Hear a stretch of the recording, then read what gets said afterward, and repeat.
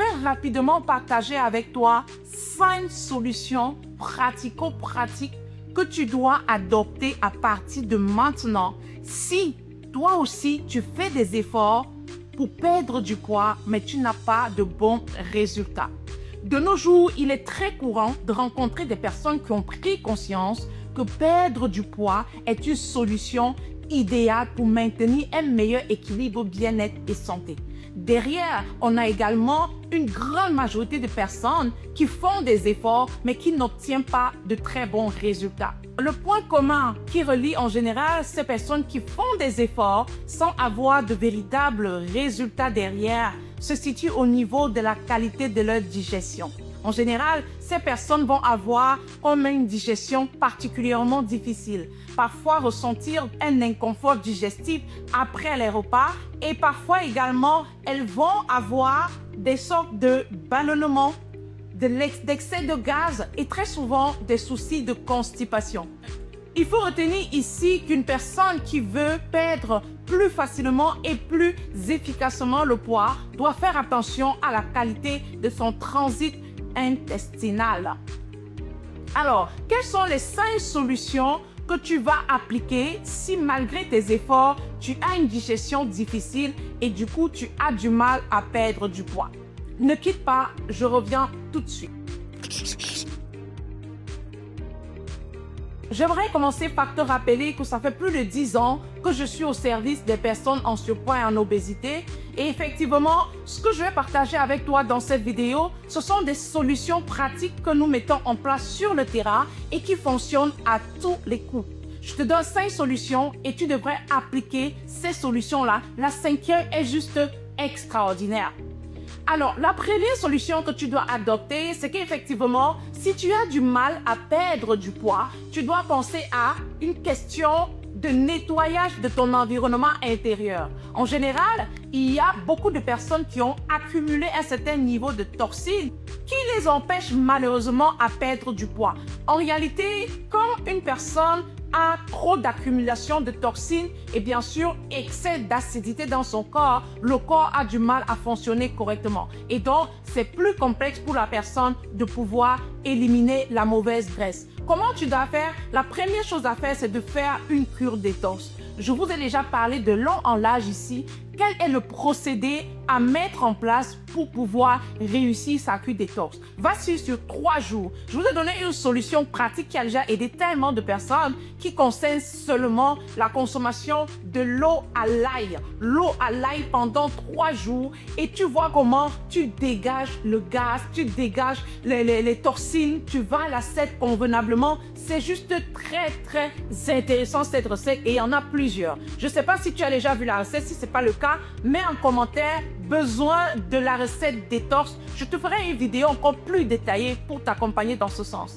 La deuxième solution pratique, c'est vraiment de te dire que je dois absolument faire au moins une journée monodiète par semaine. Une journée monodiète par semaine.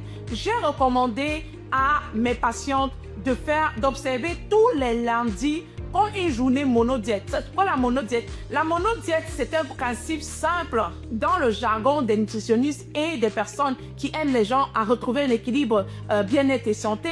C'est un principe simple qui encourage des personnes à observer une journée où elles vont rester dans une diète rattachée à un seul type d'aliment, à une seule classe d'aliments. Généralement, je conseille des fruits, un fruit de saison que tu aimes bien, qui va être accessible et qui va être moins cher. Ce fruit-là, tu peux consommer pendant toute la journée. Prenons un peu l'exemple de l'ananas ou de la pomme fruit, la pomme de France, la pomme fruit, ou alors, je sais pas moi, des oranges, ou alors, je sais pas moi, pastèque, peu importe. Tu choisiras le fruit de saison qui est accessible et que tu aimes bien et tu vas observer toute une journée où tu ne consommeras que ce fruit-là. Si c'est l'ananas, tu peux consommer en jus l'ananas, tu peux faire de la salade de fruits avec de l'ananas que tu découpes et que tu fais quelque chose, une bonne assiette que tu consommes. Tu peux faire un smoothie d'ananas. Tu peux consommer justement ton ananas tout simplement en entier. Eh bien, tu vas consommer l'ananas sous toutes ses formes pendant toute une journée. Ça peut être n'importe quel fruit, ça peut aussi être n'importe quel légume, mais tu restes sur ce même fruit ou sur ce même légume tout au long de la journée. une fois par semaine, un jour par semaine, et je recommande souvent le lundi. On sort du week-end, ça permet d'épurer, d'évacuer certaines accumulations qu'on a mis en place en week-end et ça permet de démarrer une bonne semaine avec un organisme plutôt au temps. La troisième solution que tu dois appliquer, et ça avant de te donner la solution, j'aimerais me rassurer que tu es déjà abonné à ce compte. Tu es déjà abonné à ce compte, tu as cliqué sur la cloche de notification pour ne rater aucune de nos publications. Nous sommes ici dans les minutes bien-être de la coach Liliane.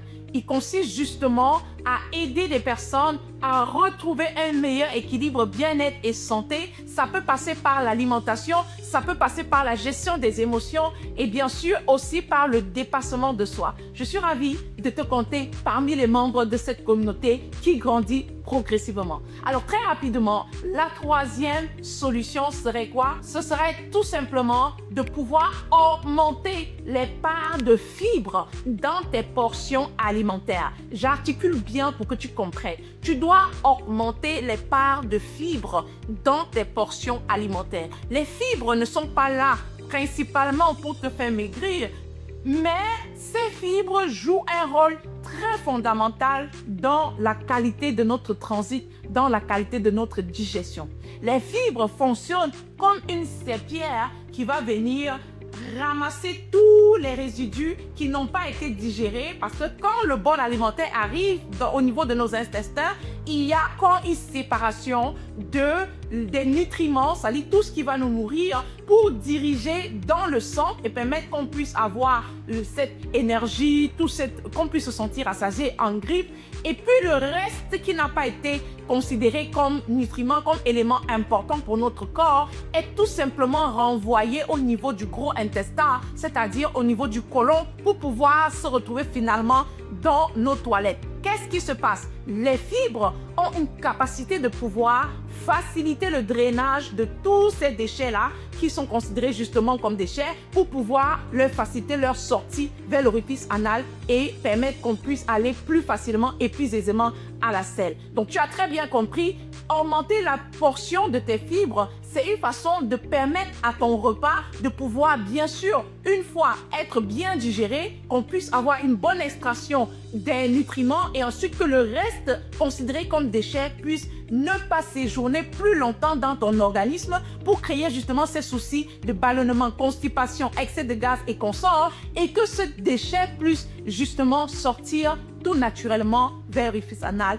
et sortir vers les toilettes. Tu as très bien compris. La quatrième solution que tu dois observer, et ça aussi c'est très important, ce serait vraiment d'adopter une activité physique légère après chaque repas. Tu sais, en général, quand les gens mangent, ils ont envie de s'allonger, ils ont envie de s'endormir. Ce qui est conseillé, c'est qu'après ton repas, tu dois te lever et faire des 100 pas. Marche. On ne t'a pas demandé de faire du sport, mais on te demande de te mettre dans une position qui va permettre une bonne descente des aliments. Donc, tu vas marcher quelque part, tu peux faire un petit tour dans ta maison, mais vraiment éviter de t'allonger directement après le repas, de dormir directement après avoir mangé. Fais des 100 pas, va dans la chambre des enfants, fais quelques rangements et bien sûr, va dans ta chambre, fais quelques rangements, marche un tout petit peu, laisse le repas descendre et ça va faciliter ton transit.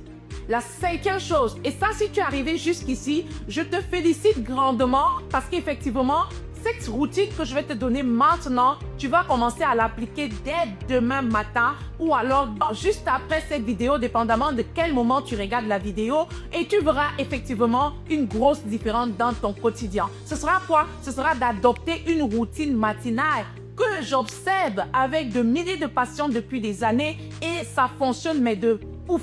Tu vas avoir une routine matinale, ne change pas l'équipe qui gagne.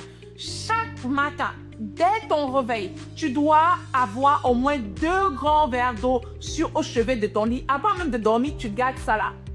Quand tu te réveilles, avant de te brosser les dents, avant même de te lever, de quitter de ton lit, donc quand tu quittes, tu t'assois sur ton lit, tu prends rapidement les 2 grands verres d'eau que tu vas boire sur le coup. En réalité, ce qui se passe quand tu bois cette eau, c'est que pendant que tu dors, ton corps et il accumule les toxines. Tu vois, ton corps fonctionne normalement et puis il y a des toxines qui se dégagent. Qu'est-ce qu'il va faire? L'eau va venir drainer toutes ces toxines-là pour évacuer. Donc, ça va d'abord aider à drainer ces toxines. Ça va démarrer ton transit intestinal et ça va faciliter le fait que tu puisses aller à la selle. Une fois que tu as pris ces 2 grands verres d'eau, tu vas également prendre une tasse d'infusion d'épices de ton choix. Si tu veux que je te propose des infusions d'épices, mets en commentaire besoin des recettes infusion d'épices. Je ferai également une vidéo dans ce sens pour davantage t'aider. Donc, tu dois prendre une tasse d'infusion d'épices de ton choix. Cette infusion d'épices, elle doit être regorgée parce que les épices en général sont regorgées des principes actifs qui ont une capacité à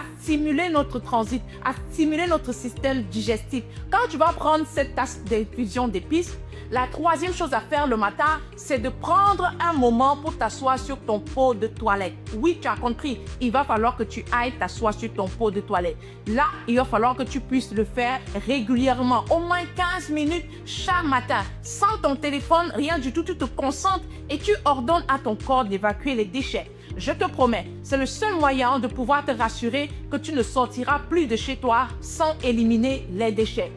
En général, beaucoup de nos patients ont juste observé ce 5e principe et le fait d'aller à la selle tous les matins a créé une grosse différence dans la qualité de leurs résultats. J'espère pouvoir te compter parmi les membres de cette communauté. Merci de t'abonner, de partager cette vidéo et surtout de cliquer sur la cloche de notification pour ne rien rater de nos prochaines publications. C'était l'émission du jour, les minutes bien-être de la coach Liliane. Porte-toi bien et que Dieu te bénisse abondamment. On se retrouve dans la prochaine vidéo.